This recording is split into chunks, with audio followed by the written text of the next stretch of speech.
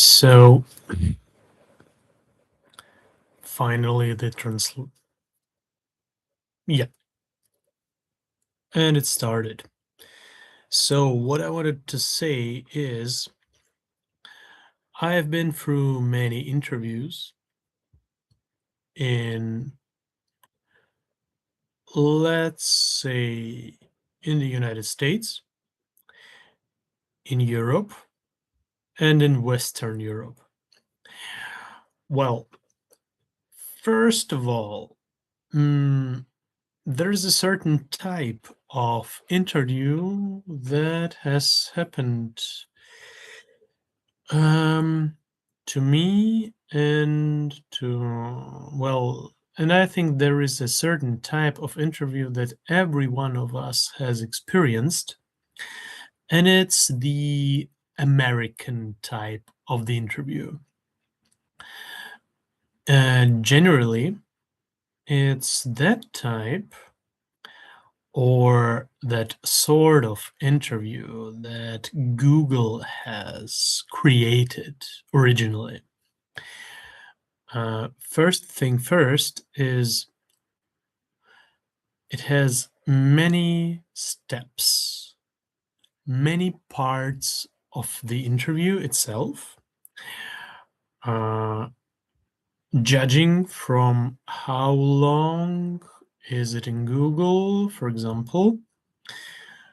Uh, well, in Google, as far as I know, it there can happen from 3 and up to 4, 5, or even 6 interviews in a row, depending on which level you are or which level you want to be in the company. You will have to go through all of this one, or better to say, 4, 5, or up to 6 interviews. I'm not sure if they all will happen in one day, but as far as I know, sometimes they're even separated from each other. It's like uh, 3 parts you can have on one day, the fourth can happen on the second day, the 5 and 6th can happen on the next day. So this is more or less the American way to get you through an interview, through a coding interview. Sure, there are some companies that are, not equal Google, and they are also not as much uh, hard, let's say, in the first place, which means uh, less interview parts, and also they are not all that much technical, in that sense that in Google all you do is like you write code, you get through all of these algorithmic coding sessions, and during the algorithmic coding sessions there is also this 1 or 2 part where you also have the system design path.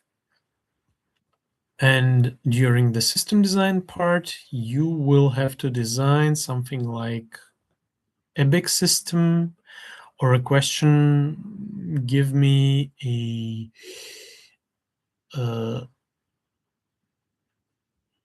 complete guide of how you would design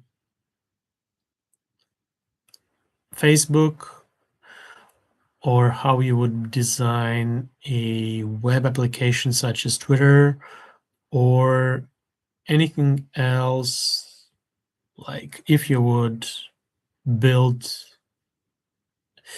a web or mobile applications such as Tinder, for example.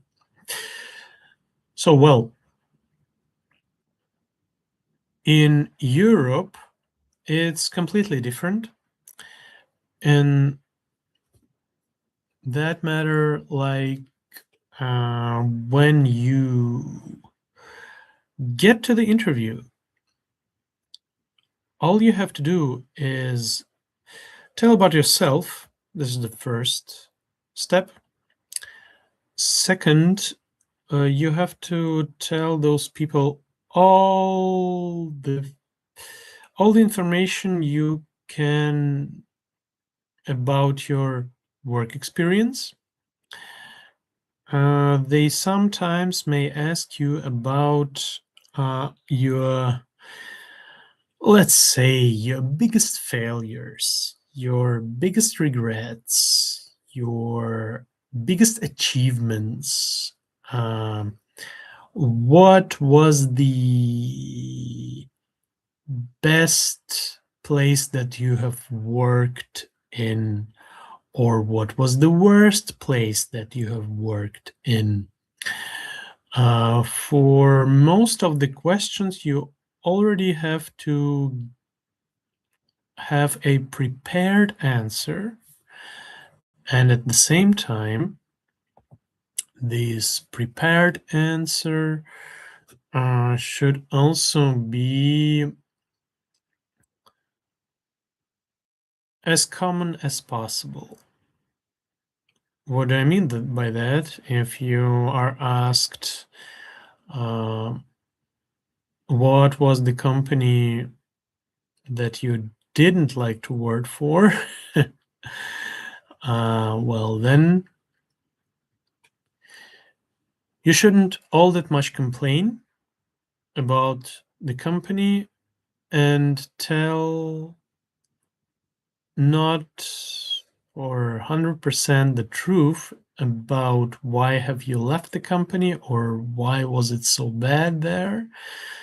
I would say you always could try to pretend as if it wasn't about the company itself. It wasn't about the people around you. It was just like you wanted to move on, you wanted to achieve more, and you wanted to experience something new in a new company, and you wanted to try something else. So, main thing about the European interview or an interview in a European country is that you will not get all that much technical questions as if you would get in the American type of interview. Probably, well, at least in my case, I got only 3 questions asked normally. It was, what is a deadlock? And it doesn't matter in which language you actually code, you had to describe what is a deadlock generally. And also there was such a question, what is a synchronization mechanism? Well, you should mention threads, at least one and multiple threads, how they interact, synchronization mechanism, such as semaphore, such as critical section, such as all the other synchronization mechanisms that exist in your language. And I also got very often the third question, depending on the programming language that you are using in your company or that you were using in your previous work experience. And it was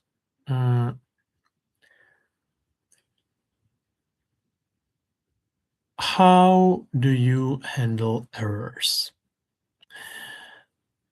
This question involves such possible options like,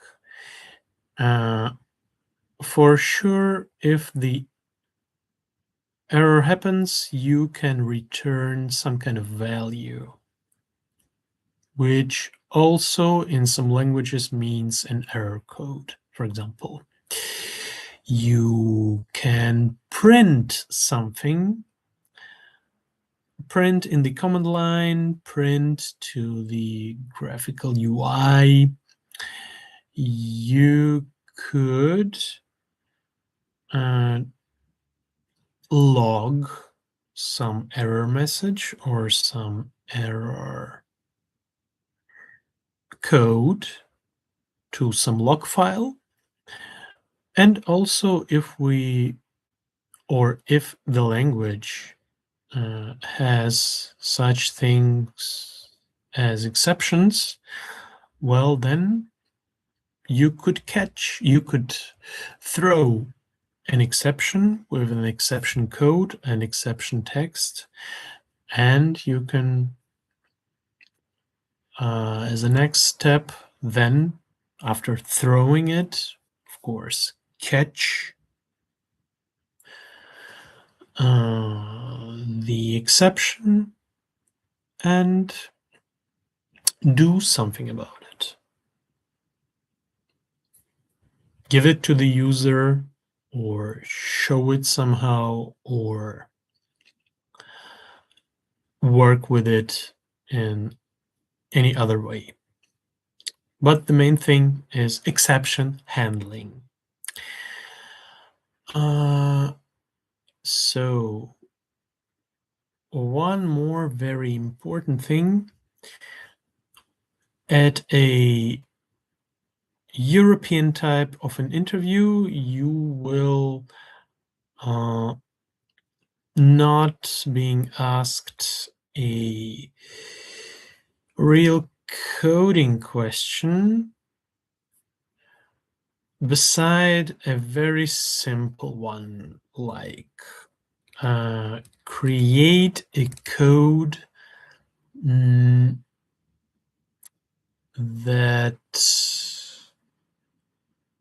or create a function that gives you a power of any kind of input number, or if you know such a function as a factorial, then write the code for this function. Or if you know how the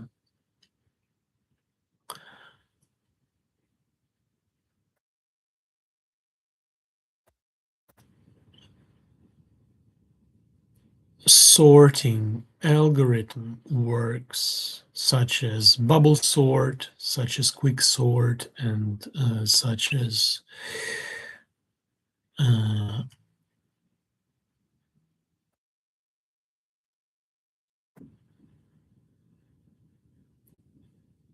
any other searching algorithm, just try to write it right away, and this function must also return some kind of error in some way, and you must try to implement it right away. This is what also commonly can be asked at an European interview. And there is the Western type of an interview, which combines, in my opinion, the American type of the interview and the European type of interview, which means that you will be asked something around 10 and up to 30 questions of theory from your programming language. I work with C++. That is why I commonly got asked about the language itself, and it means what is the const stays for, what is the virtual function, what is a pure virtual function, what do we need a virtual destructor in a class, how does a virtual table works, and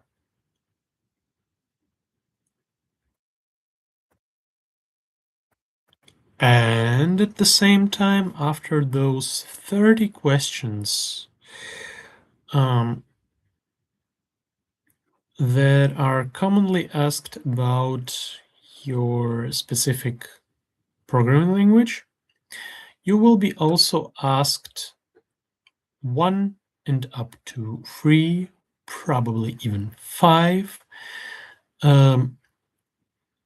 coding questions. It means you will have to implement a factorial function or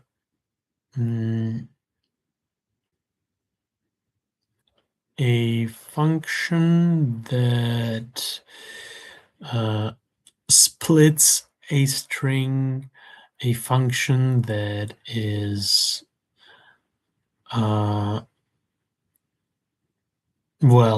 is doing something with the string,